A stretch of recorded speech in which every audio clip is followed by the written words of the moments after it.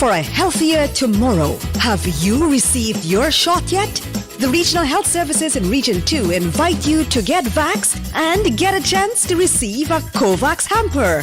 A what? A COVAX hamper. When vaccinated, you will receive a coupon, and drawings will be done weekly at the Suddy Health Center and broadcast live on the Regional Health Services Facebook page on Sundays. Get vaccinated and get a chance to be one of 4 lucky winners of a COVAX hamper. Pomeroon Supernam fighting COVID-19 for a safer region and safer Guyana.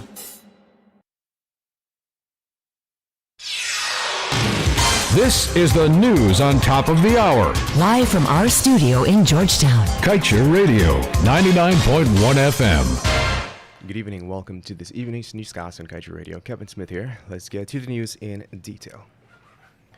About 3 years ago, ExxonMobil and its partners, Hess Corporation and CNOOC Petroleum Guyana, had told the local and international market that they would be using 5 ships to pump 750,000 barrels of oil from the Stabroek Block.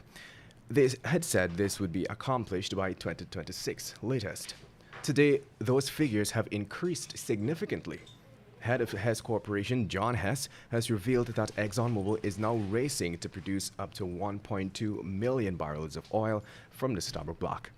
Even the timeline has shortened, as the CEO noted that this would be achieved by 2025 via 5 oil projects. They are the Liza Phase 1, Liza Phase 2, Payara, Yellowtail, and Uwaru or Mako.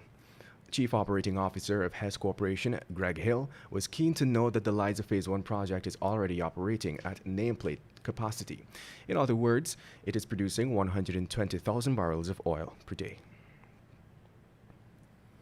In other news, while discussing several critical issues that currently have a severe impact on Caribbean countries, Guyana's oil and gas sector was given priority by the U.S. Congress during the House Foreign Affairs Committee briefing.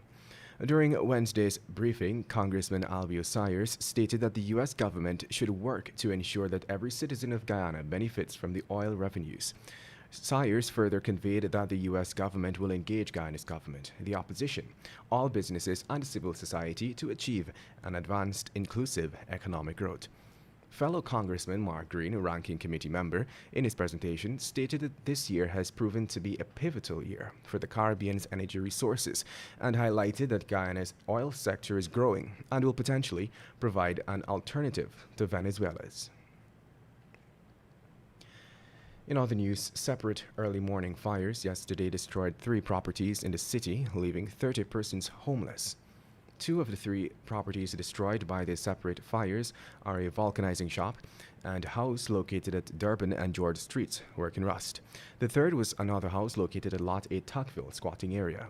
The fires occurred hours apart. The first at Durban and George Streets began around 1 hour, while the second in Tuckville took place around 8 hours 57. According to the Ghana Fire Service, the fire that destroyed the vulcanizing shop and the house nearby was caused by a suspected arson attack, while the second blaze at Tuckville was of electrical origins. Meanwhile, efforts are underway to improve Ghana's anti-money laundering capacity, even as steps are being taken to strengthen the operations of SOCU under the Ghana Police Force. According to a release from the Chambers of Attorney General, the government of Ghana has completed its second phase of anti-money laundering and combating the financing of terrorism and proliferation financing national risk assessment. In his opening remark in a 2-day virtual workshop facilitated by the World Bank, Attorney General and the Minister of Legal Affairs, Anil Nandlal, noted that despite the challenges faced due to COVID-19, Ghana has completed its work. And now let's tell you, former legal officer of GCOM, Excellence Dazzle, is contesting PPPC appointed GCOM Commissioner Bibi Shadik's account of her resignation from the post. Dazzle yesterday pointed out a detailed statement refuting the claims after 2 newspapers and an online publication had published comments from the PPPC commissioner that the former GCOM attorney's resignation had to do with a breach of contract. Shadik said while Eastman's contract was not renewed because of a breach, Dazzle resigned before any action could be taken against her. In a response to the claims, Dazzle put out a detailed statement demanding a public apology and retraction of the quote-unquote incorrect content.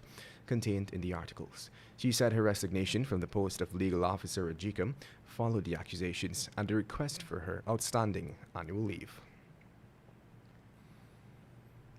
And to wrap things up this evening, let's tell you the commander of Region 2, Superintendent Crystal Robinson, is urging men who are victims of domestic violence and sexual abuse to speak out and file police reports against their abusers, even if they are female. She stated that the police in her division are very responsible to protect the identities of the victims. The commander added that throughout her entire career, only on 2 occasions had she seen men speak out against their female abusers. Robinson added that in these situations, she is encouraging all communities to be supportive towards the men who show emotions. And with that, we've come to the end of this evening's newscast. I'm Kevin Smith. Thank you for listening. Coming up at 19:20 is the Glenn Lal Show. Tell it as it is. Want value for your advertising dollar? Then place your ads on Kaieteur Radio's newscasts. Streamed live on 6 different mediums, reaching hundreds of thousands. Advertise today and watch your dollar grow. Call us on 225-8465 or 226-8210 today. Guyana, please join me on the Glenn Lal Show, 99.1